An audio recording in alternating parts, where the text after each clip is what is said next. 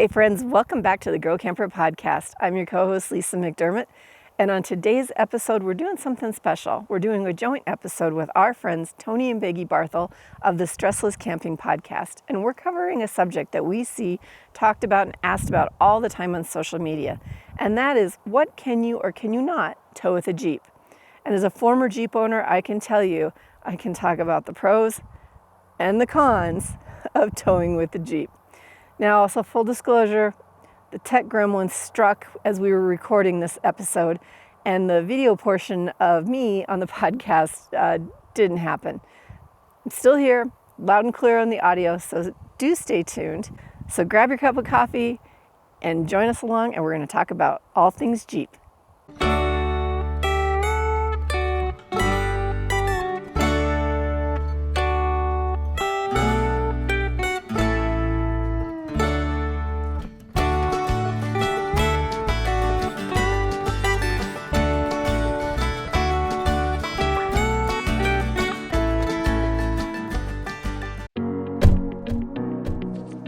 What does it mean to camp like a girl?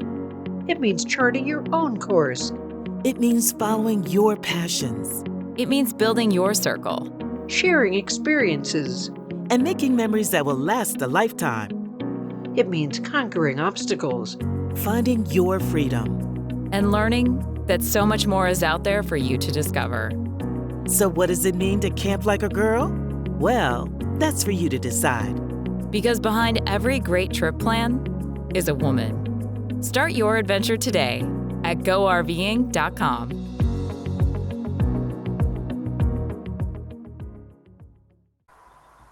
Hey folks, I'm Lesa with Girl Camper. Hey, and I'm Tony with StressLess Camping. And I'm Peggy with StressLess Camping. And hey, we're all gathered around this digital and virtual campfire to talk about what you can tow with a Jeep or not. I think Lisa's campfire is a little less digital and virtual. I think I remember, I know where she's sitting, and there might be a fire pit right in front of her. Yeah. Yes, there's one not very far away. It's funny because I think typically this time of year we would be outside, but once again it was raining. Yeah. It's pouring, and of course it rains just enough that all of the Russian thistle, which is tumbleweeds, are growing like nuts on our property. Wild. But I can't get rid of them because it rains just enough so that anything I do to get rid of them washes off. Yep. I know that problem. I have little thistles around my office, and it's a daily thing to go out and spray them. And if there's any amount of rain, which I wish we were getting more of here in the Black Hills, it definitely hinders their dying process. We're having a good monsoon season, which is good for all things except tumbleweed. Well, no, it's good for the tumbleweeds. Well, it's great for the tumbleweed, it's not good for us. But such is life in the desert. You know how we're going to solve that? We're leaving next week for 3 months. And then we won't know it's there. Yeah, ignore any problem. It'll just go away. 3 months? Oh, I'm jealous. Two. Okay. I don't know why he keeps saying 3. But. Because I'm nuts. Well, it just seems like that long. We'll be gone August, September, and half of October. No, we'll be home on the 3rd of October to go to Balloon Fiesta. Well, but we're still going to be gone. For 3 days. Right. Balloon Fiesta. Balloon Fiesta. Anyway. All right. What can you tow with a Jeep? Or not. So I can't tow anything with a Jeep. I don't have one. Well, I want to let's talk about towing first. Okay. So if you go to an RV dealer or a car dealer, well, I guess there's not many car dealers. They're now truck dealers. But if you go to an RV dealer or a vehicle dealer, they're going to talk about how much you can tow. And it's a spectacular number. And you might hear, oh, my Wrangler can tow 5,000 pounds. And maybe. But what those people are talking about, and we have our very first Super Deluxe graphic for those of you watching. High-tech visuals. Is pulling. Is how much can you pull? Because a man can pull a train car. in the right situation. Yeah, you can. This is my dad pulling a caboose, and you can pull a 100,000-pound rail car on a flat track. The problem is it's very difficult to stop, and it's on rails, so you don't have to control it. And what really matters is how much can you control with your vehicle and what it can handle, in challenging situations. So our second fancy graphic here, high-tech graphic, what you really need to know is how much you can carry. Because, the tow vehicle actually has to carry about 15% of the trailer. And so let's say this trailer is 4,000 pounds. I should have picked a number that's math? easier to do 300. math. Yeah, okay. So that means 300 pounds is pushing down on the tow vehicle, roughly. I was wrong. It was 600. 4,000 is 600. Oh, you're right. That's even worse.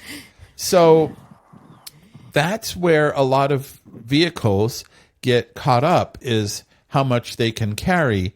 And it's not just what this thing can carry, but also, let's say you bring your dog and your bicycles and maybe a kayak and your partner and, I don't know, a whole lot of baloney. For whatever reason, you really like baloney. I don't judge. I just, it is what it is. So the important thing is how much cargo, and that cargo includes that 15 or so percent, the tongue weight of the trailer.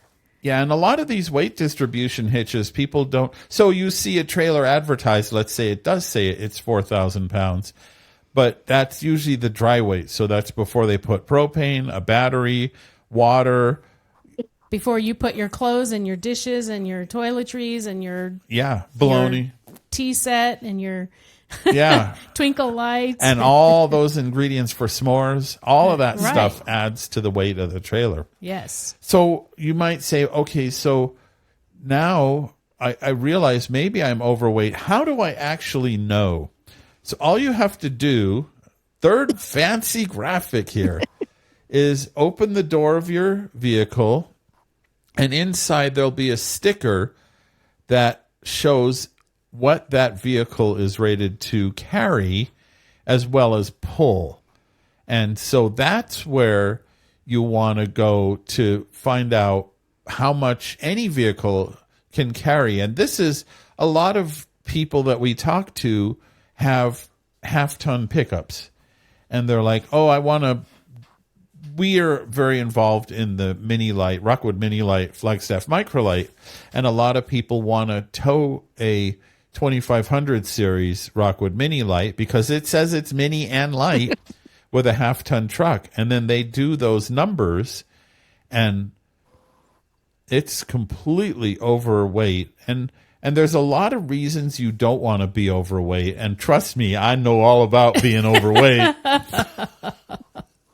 But it can actually, you can lose control more easily. It can damage components in your truck. If it's too low in the back, your headlights are actually misaimed. And also, the more weight you put on the back, the less weight you tend to have on the steer axle. And that can mean your handling really gets compromised as well. So again, back to loss of control or a dangerous towing situation. So there you go. There's my. So how much can you tow with a Jeep? Well, we have a towing calculator that you can use, and you can plug in. Let me get my fancy graphic again. You can plug in these numbers and all the numbers from your trailer, and you can figure out legitimately what you can tow.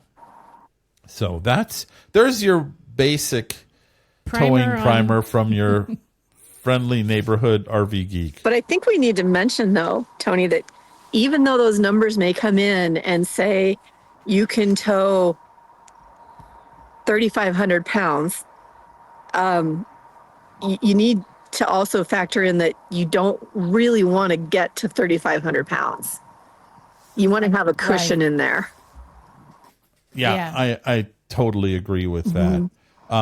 Another thing that is important is any trailer over 3,500 pounds has brakes on it, and you will absolutely want a brake controller, because then the trailer isn't just weight that's trying to shove you forward, but it's actually participating in the stopping process, which is also good for safety. But you're right. I like not pushing things to their limits with towing, because that's where you have more chance of mechanical failure or loss of control or all the bad stuff that is not fun. Exactly.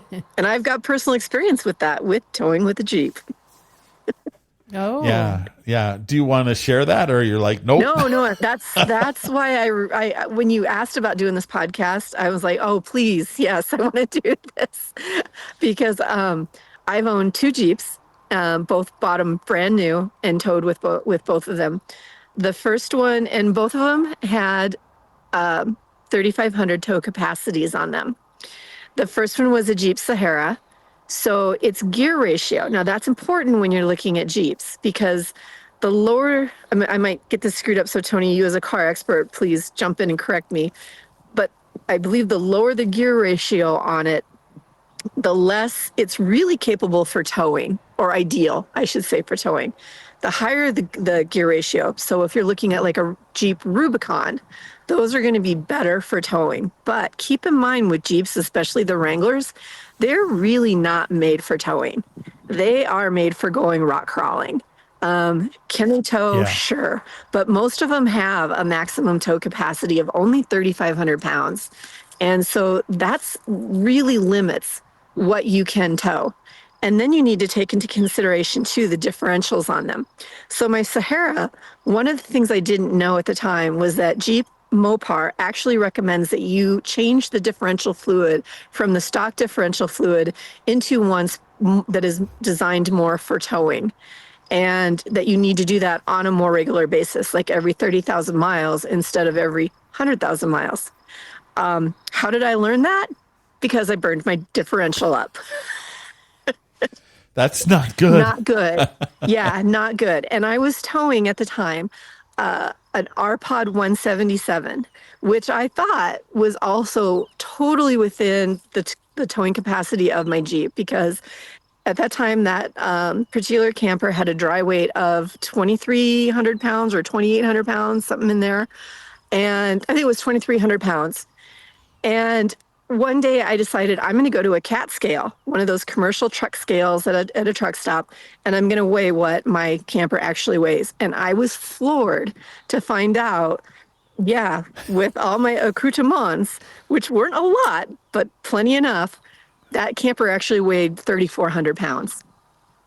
Wow. Yeah, it's funny. As we were unpacking from our last trip, we have these foldy crates that we bought at Costco that we use when we go to Costco. And the number of crates that felt very heavy that I toted out of our trailer, I was thinking, my gosh, because our truck, so we have a 2,500 Ram that it's a towing beast.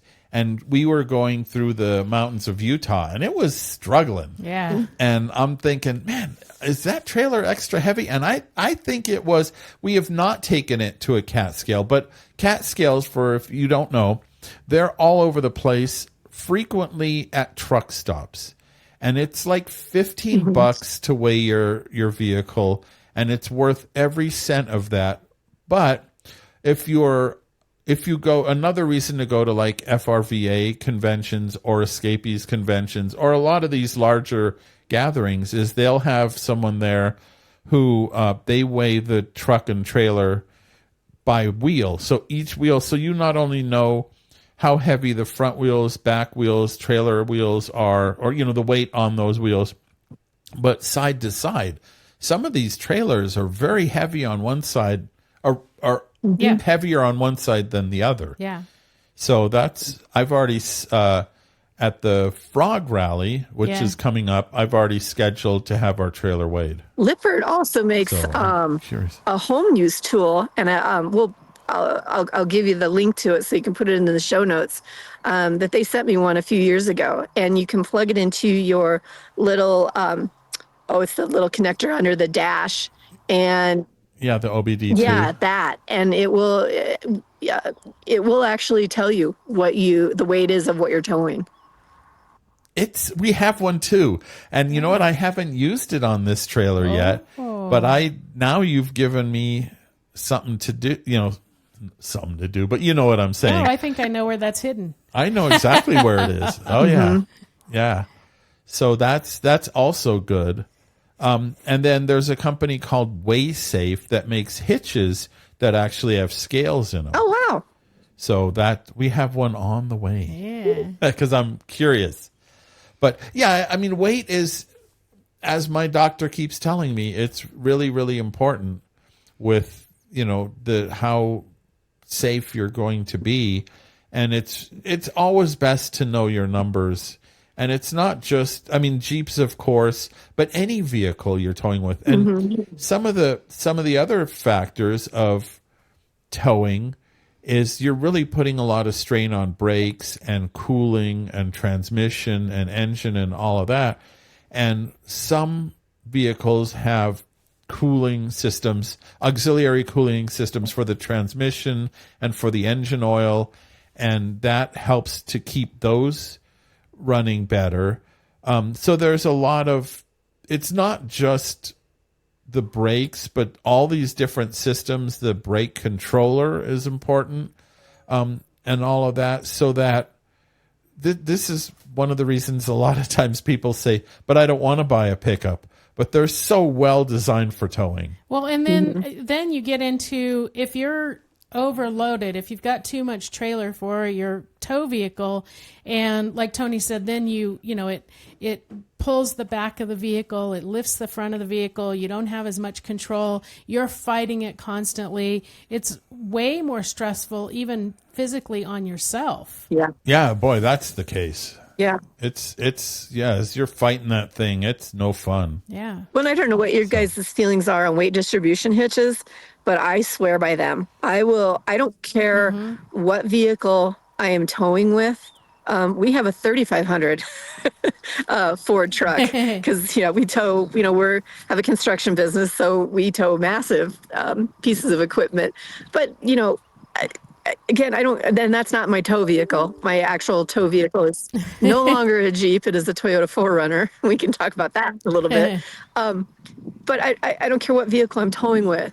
I'm going to swear by a weight distribution hitch with built-in sway control, because one, it's going to help distribute that weight to make it a little bit easier on your tow vehicle. And the sway control, yeah, I cringe every time I see someone online asks, do I need a sway bar or anything? And someone says, I've towed for 10 years and I've never needed one. I don't need it. You only need it once. Well, Right. And Peggy, and those guys don't know how much they're tiring themselves out by by fighting that. Exactly. Peggy has a great tip. So one of the reasons I've heard said of why people don't like weight distribution is how difficult, like forcing those bars off. There's tricks. But Peggy has a great tip. There's tricks on how to do for that. how to. Yeah. It's. Well, so we have I think it depends on how your bars are, and some people have chains and stuff, but our bars slide directly into like sockets, basically. And we used to, lift and then pry that bar out and then pull it out of the socket and the hitch. And then one day I just pulled backwards and balanced it so it stayed in that bracket on the tongue of the trailer. Yeah. And now that's where we store it. We don't have to fight it and take it all the way off the trailer. We just take it out of the truck. And I don't know what took us so long to figure that out, but now it's like you just slide them backwards, balance them in that bracket, and then that's a good place to store them. You don't lose them, you don't misplace them, and they're right there ready to go back in. Well, I know probably the vast majority of the people listening to this are saying, that's why you have a power tongue jack. You lift the back of the tow vehicle Well, yeah. so that you take the stress off the bar, and then you don't have to use any tools. You have a tool, and that's the power tongue jack. Oh, was that And the tip I was supposed to give? That was the tip you were supposed to give. I was going to give that one. I was going to give that one, though, so you beat me to it. Oh, man. See, like I say, probably the majority of the people here are like, hey, you can hear them hollering from miles away. So definitely that's what we do first. We lift the tongue up high enough that it takes the pressure off those bars, and then it's not a fight to get the bars Exactly. out. And you don't need a power tongue jack for that. You can, I don't have one. So, Well, true. Just screw them up. But the other benefit of a weight distribution hitch that people don't often think about is that secures that down onto the ball of your tow vehicle really, really well. So the chances of your camper popping off the ball when you go over a bump are pretty slim. And that alone, for $500 or $600, the cost of a weight distribution hitch is so worth it to me. Yeah, and the sway could. Well, and I believe Girl Camper is sponsored by Camco, and that's who made the hitch we have now, that Ease Lift TR3. I love that thing. It is just, you can dial in and out sway control with it, and which is good because if you know it's going to be windy, you just add some more sway control to that hitch, and it works. It's really well done. It even will survive getting rear-ended. There's a story there, I'm sure. Not that we recommend getting rear-ended. No, yeah, we don't. That's not something we recommend. The trailer didn't survive it, but the hitch did fine. That's so good to hear about that hitch because I'm actually trying to get Camco to send me one. I have a different brand of a weight distribution hitch that I've had for years. I do love it, but it is one that metal grinds on metal. And so, and those are common. Yeah, but I'm pretty sure people from 5 miles away hear me coming when I go around the corner. And I know the one that you're talking about from Camco, that's one of the selling points on it is that there's not the metal grinding on metal sound. So yeah, it's really, I'm very, very pleased with it. It has now lasted us through 3 trailers, 1 rear ending. True. That's good. But let's get back to talking about Jeeps and what you can and cannot tow. So, I think it is, really important that you do know what the tow capacity is. And you were talking about what your vehicle can carry. Now, is that the same thing as tongue weight? Yes. Okay. Yeah. Well, tongue weight is part of what your vehicle can carry, right? Right. It's like like I said, all the cargo you put into the. So let's say you bring. Here it is. Here's the fancy graphic again, and that's about 15% of the trailer is being actually carried by the tow vehicle, whatever it is. And that's a really generic number. Every trailer is going to be a little bit different, so that's why weighing is so important. You can't just assume 15%. Well, I think, but that's a rough number. But it's a good estimation. Most RV manufacturers indicate what their tongue weight is. They do, but they give you the dry tongue weight. And you've got to think when you go get a travel trailer, now you're filling the propane tanks and putting a battery or two. And, then you put all the stuff in the front compartment if you have one of, like the blocks and the sewer supplies and all that stuff. And usually that's ahead of the axle on the trailer. So you're adding to the tongue weight of that trailer somewhere. Or conversely, all that stuff is going in a pass-through. Ours is a pass-through in the back of the trailer, so all the storage is in the back. So then we're lifting the weight of and taking that much tongue weight off of the trailer isn't necessarily a good thing either. Right. No, that's where they get squirrely. Exactly. Yeah. That's where you've seen that video online of the little the toy truck, pulling something, and he's able to move the weight around, and when he gets it all to the back of the trailer starts doing that. Gets all such squirrely. A good vehicle. And I always get nervous when I hear people talk about, I'm putting a bike rack on the back of my trailer. I think that is the worst thing you can do. Because they're not made for that back there most of the time. They're not, the those areas are not made. Those axles are not made. It's got to really be attached to the axle, I believe. And you start putting bikes back there, especially e-bikes, that G-forces that are going on back there. Oh man. Yeah.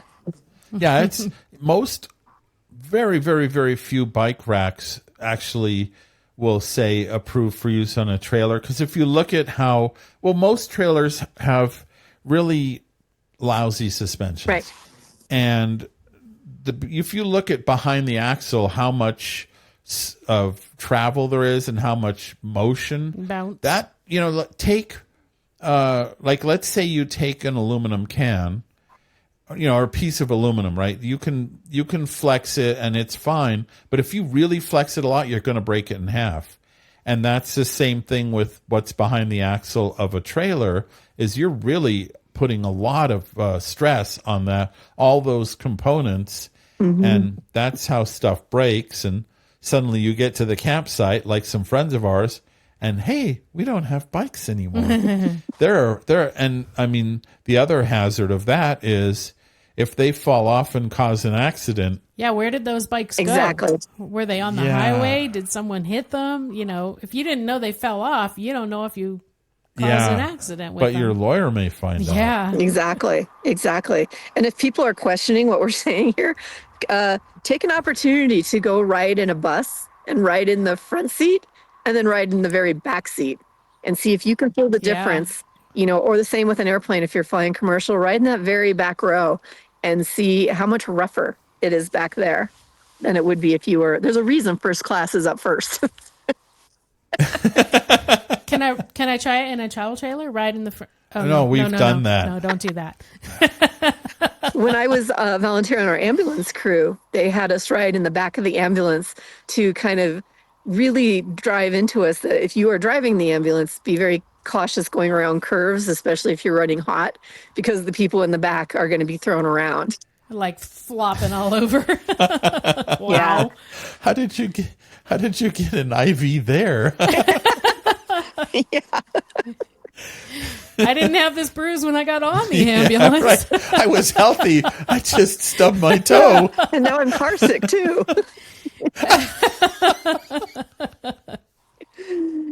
Oh my. Yeah. So I think really the bottom line is know your numbers and toe within your numbers, and just the more you know, the better you toe. Ooh, how's that? Oh. Well, and especially with Jeeps. Clever. Because I do see, especially, and I get it, Jeeps are cool. Jeeps are fun. The Jeep company has done a wonderful thing of building community. And, you got your Jeep Wave. I don't know if I can, however. Yep. It was. And the ducks. And, that started in COVID. Thank you, Canada. That was a Canadian thing that happened with the ducks. Oh, really? Yeah. So, I get that. But they really aren't, the Jeep Wranglers are really not meant for towing. I don't care what the dealership is going to tell you that. And keep in mind, your salesman who's selling you the car, don't trust them per se. Do your own research, especially when it comes to towing. And like I was telling you about the differential, my own Jeep dealer did not know that the differential fluid should have been changed out. And kind of questioned where I came up with that. And I'd found it online, and they ended up calling Mopar, which is Jeep's, parts division. And Mopar said, "Oh yeah, it's right here in the service manual." And like it was. Oh man. So when I traded that Jeep in for my second Jeep, I did have the dealership at that time switch out the differential fluid. But even my second Jeep always had issues when I was towing. I never went on a long time trip without something happening with it. So, and in fact, the last one was heading out to Girl Camper Camporee in California, and I ended up breaking down in California and had to trade it in on a new vehicle.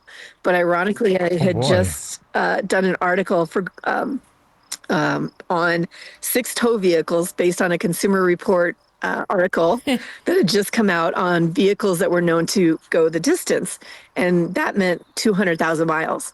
So I extrapolated from Consumer Reports what were 6 vehicles that could be used for towing, and 4 of them were Toyotas. And one was the Not surprising. one was the Ford F-150, and then the other one was a Honda.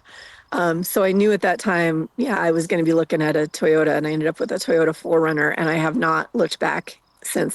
And the Toyota 4Runner has a 5,000 tow capacity.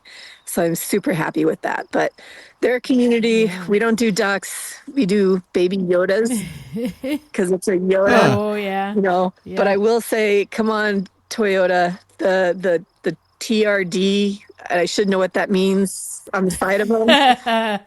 Yeah. But you know what everybody says. You know how everyone pronounces it, I right? did not know that until somebody pointed out that I now drive a turd. That has to be like from such a brilliant company, that TRD has to be one of the most crazy things, because it stands for Toyota Racing Development. Okay. But it's turd. It's a turd. And you don't really need a racing truck to tow a travel Well, trailer. I think the implication is Toyota did very, very well in the Baja races. And so that's the races they're talking about. And they did very well, and they did do a lot of racing development, but there's better acronyms than turd. But I want to make sure we don't kind of gloss over what Lesa said. Dealers don't necessarily I'm not saying dealers are liars. I'm saying dealers aren't always educated, right? And I'm talking about RV dealers and vehicle dealers. Yeah. They might both be wrong. So this is why, it's up to you to, it's up to you to educate yourself. Whatever your dealer says, that saying trust but verify, you can believe them, but make sure that you understand how things work and follow through. Use your stickers and use your calculator and make sure that they want to sell you something, right? And so they're going to tell you anything. And we know so many people who didn't know ahead of time and unfortunately listened to a dealer, and then either they've gotten an accident or they've had to, sell their 2-month-old truck and start over, or they can't tow, all these different things because they just didn't know. Yeah. And so that's what we want to make sure that people understand what it is they need, and understand that not the dealers don't understand. Well, I'm gonna say, as somebody who worked at an RV dealership, there was literally zero towing information available. I'm sure it's out there, and now that's one of the reasons we've become such, they talk about the tow police. Well, that's us. And we've become such advocates of knowing your numbers, because at the dealership, there was no place I could go to learn more about this. And it was, again, it was what the vehicle manufacturer said, and you can pull 5,000 pounds with this thing. And you're like, yeah, but you can't. I can pull 5,000 pounds with my teeth in the right situations. Dang, that's pretty I have good. good teeth. Yeah, she does, not me. Yeah, because just because you My can teeth bite. doesn't mean you should. Doesn't mean you should. Right. Oh, yeah, that's for sure. Yeah. So, there's not really a good, I'm sorry. There hasn't been a great resource to learn this. We hope that we've created one. Right. That people can use. But yeah, that's something the RV industry could really get behind, is better education on towing, or just refer them to us. Exactly. Yeah. There you go. And if you're curious on what your vehicle's tow capacity is, there are sites online, and again, we can put links to them in the show notes, that you can plug your VIN number in, and it's going to tell you for your specific vehicle exactly what its tow capacity is, your dry weight. tow capacity. Right. Yeah. And because that kind of brings up another point. Somebody who has two visibly identical vehicles. Jeep Wranglers. Two Jeep Wranglers is a great example. Jeep Wranglers with the same model number and the same year and the same color and the same leather. I don't know. They don't necessarily have the same numbers because there might have been a tow package put in one, or there might have been, they're not all the same. So when someone says, well, I tow with an F-150, you can tow with an F-150. There's so much more that goes into it than that. Well, and here's another thing, you talk about cargo capacity. So let's say your Wrangler, the cargo capacity on that sticker is 900 pounds, which is kind of typical. Well, then you add running boards and kayaks and a roof rack and a dog, brush guards or whatever. A dog. All of that is cargo. Yeah. And so you may have started at 900 pounds, but now you're down to 7. And then you add, a co-pilot and a dog, as you said. And now you're putting your kayaks and bikes. Well, you may be close to the total capacity before you ever put a hitch on that thing. Yeah, and things that you don't think to measure, like you said, the running boards, or if you change the rims on your tires and you end up with some heavier fancy thing, or roof racks, those things that weren't counted when it came out the manufacturing line. And you don't think of them because they're permanent fixtures now. Those but they are cargo. Well, we weighed our previous Ram, which was a 1500, but it had we bought it used. It had running boards and wheel flares and a camper shell and blah blah blah. There was hundreds of pounds of stuff put on that truck, all of which made it less capable as a towing vehicle. Right, and that wasn't reflected in the sticker because it all was after. Yeah, very good point. Yeah. Very good point. But the nice thing too, getting back to, what can you tow with a Jeep? And I mean, I'm really focusing on the Jeep Wranglers. Right, which makes sense. Because when you start looking at, you do have to look at the Gladiators, because I'm not sure if they are all 5,000 capacity. Some of them may be only 3,500 too. But when you're looking at the other, you don't want to tow with anything less than a Jeep Wrangler. Let's put it that way. Liberty and all that, I don't think are probably capable of it. Could be wrong, but let's just stick with the Jeep Wranglers and a 3,500 tow capacity, which is a majority of them. They do have, I believe, one very expensive model that can do 5,000 or 6,000 now, but a majority of them are either 3,500 or less. The nice thing is there are still a lot of options out there of campers that you can tow with them and tow with them safely, especially when you start looking in the overlanding area. At the campers, they're going to be small. You're not going to have a lot of bells and whistles on them, but you still can. There are still a lot of options out there that can take you out camping, and you can have a ton of fun with them. Yeah, and there are some great overlanding, and some of the new tents. The pop-up campers are actually pretty doggone nice and surprisingly easy to deploy. Yeah. Did you guys get to the Overlanding Expo in Arizona? In Flagstaff. Yes. Yeah. I'm jealous. Yeah. I can only imagine. It was our first time going to an Overland Expo, so we had a good time. Yeah, there was so much to see. They are like an outdoor RV show on steroids, I think. Yes. Yeah. And the Overland Expo ones that you and I are talking about, and that's what they're actually called, Overland Expos, have such great educational opportunities there all day long. Yeah, see, and we didn't go to any of that because we were too busy looking at all the gadgets. Yeah. Yeah. So, yep. But on the other hand, we're not gonna go jeeping. We're not gonna go, off, not camping, and not, it's just not a thing that we do. All my nephews go out mudding and tear up their trucks and stuff. And that's just not, if we're going to do that sort of exploration, we're going to pay a tour company to go on that trip with a driver who knows what they're doing.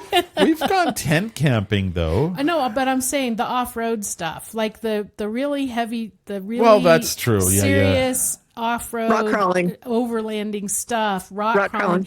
That is not our lifestyle. So the education of learning how to do that wasn't really that vital to us. Yeah. Yeah. Well, and that's, I guess, why I ended up with a Jeep, is that was something that my husband and I thought we really wanted to kind of get into. And we did do it a little bit, but honestly, I was so terrified of scratching my Jeep that it was a little more stressful. But I do like taking it. I've taken our truck on some of the trails here in the desert. And that's actually fun, Yes. the stuff it's capable of And when doing. he says trails, he means like labeled roads, Yeah. but they're barely more than washes. Yeah, yeah. Yeah. And and for us So, out here that's too, kind of fun. the same thing. Some of the Forest Service roads. Yeah. I still love doing that with, even though it's not my Jeep anymore, but with my Yoda turd.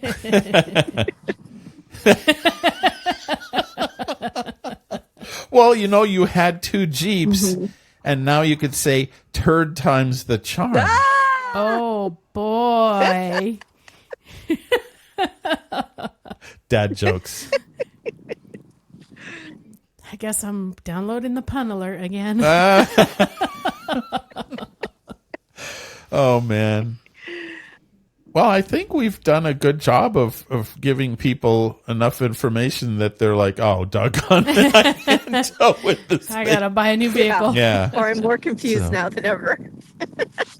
Yeah. Well, we have, I don't know if you want to provide links to it, but we do have a whole towing guide and a story about what can I tow with my Jeep at stresslesscamping.com. There's your cheap plug for the day. No, I think that's great. Because it's all about education, whether it's stressless camping, girl camper, that's what we want to do. We want to help people learn, because, we weren't born knowing this information ourselves either. We had to learn, and in my case, I had to learn the hard way. Well, I think that's everybody.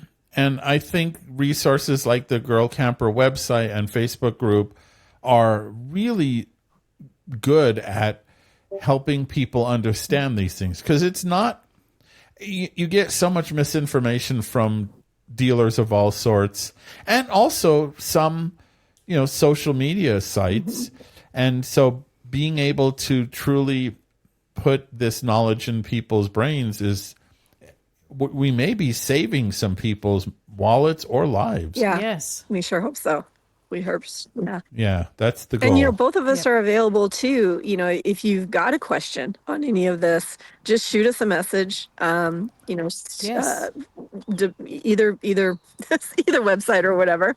Especially if you're looking at a specific camper. Like take my new Camp 360 CS. Can I tow that with a Jeep? Nope. Can I tow it with a 4Runner? Yes, I can. All right. Yep. Yeah, it's we're all available for if you have questions, and it's a pleasure when people reach out. So. Yes. It is so. It makes it worth looking at all the junk email that we get to find those legitimate, actual questions where we can help someone. Hey, Isn't that so true? did you see that the Girl Camper podcast is in the top 10 there's this study thing. I don't know if it's a study. I don't know what criteria they used, but it's this 50 podcast or million podcasts website, and Girl Camper is in the top 5. Ooh, weren't you guys in that list though too? Hey. Yes, we're in the top 5 That's too. what I was thinking. So we're both in the top 5. Yeah. Yay!